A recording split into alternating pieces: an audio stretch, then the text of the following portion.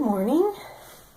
Last week I made a pressed cheese. Now in the past I have done pressed cheese, but I've always waxed it. But this time I decided to do it a different way.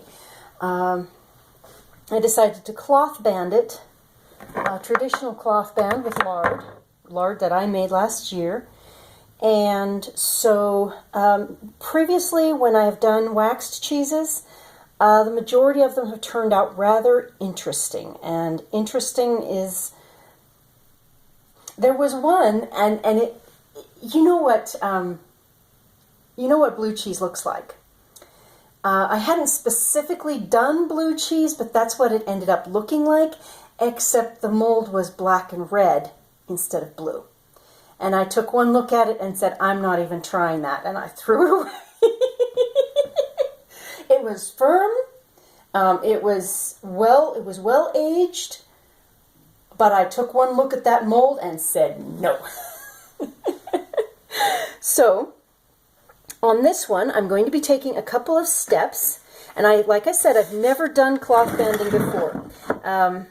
This is the plate that I'm going to be using. Clean plate that just came out of the dishwasher. I'm going to try a couple of things. Now, this cheese has been sitting out in the air drying, and I'm pretty sure that there are molds and bacteria and all kinds of stuff on it.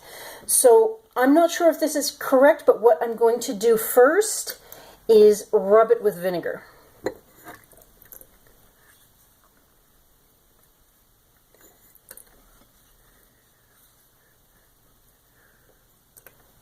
I don't have a spray bottle with vinegar. I thought I did, but I could not find it.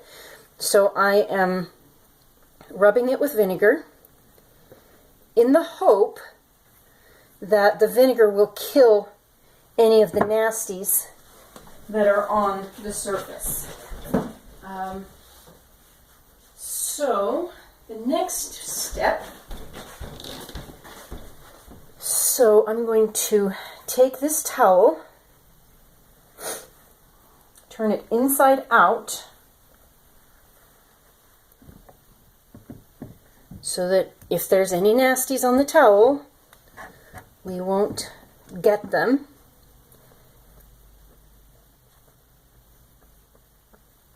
And then I'm going to put that down there as our foundation. Okay, so I opened up the cheesecloth. And honestly, I have never used cheesecloth before.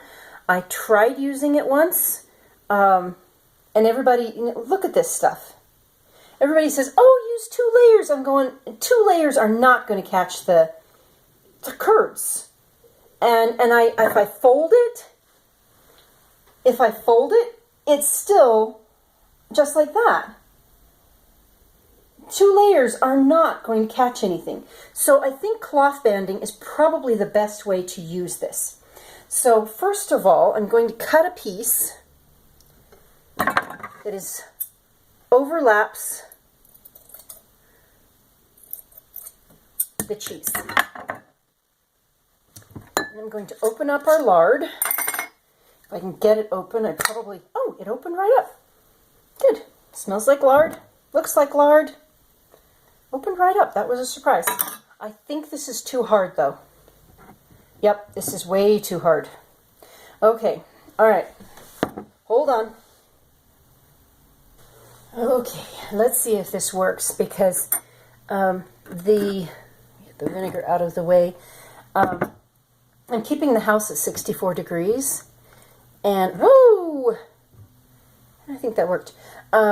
I'm keeping the house at 64 degrees, so of course lard is fully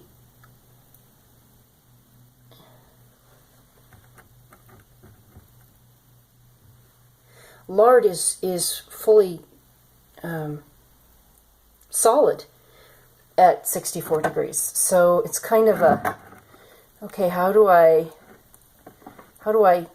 do this without burning myself? So let's see if I can get a bunch of this.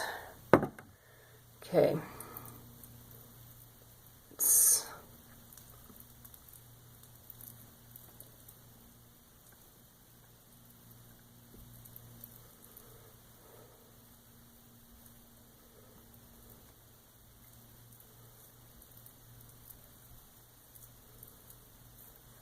kind of grainy. That's interesting. I haven't opened up the lard because I don't normally cook with lard. I did this as a test to just to learn how to do it, but it's not nearly as smooth as I would have expected. There we go.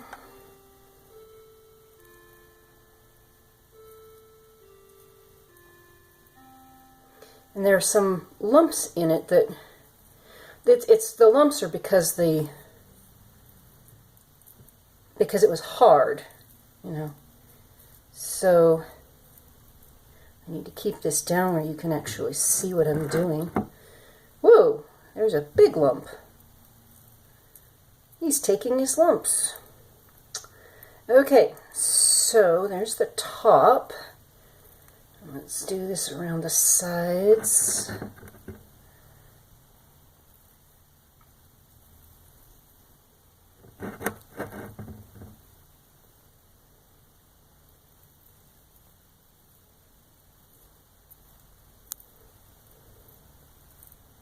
Now I may end up using this whole jar of lard. I may end up using more, I don't know, because I've never done it this way, but I need to make sure that the whole thing is coated, because otherwise you're going to end up with problems in aging the cheese. So I'm trying to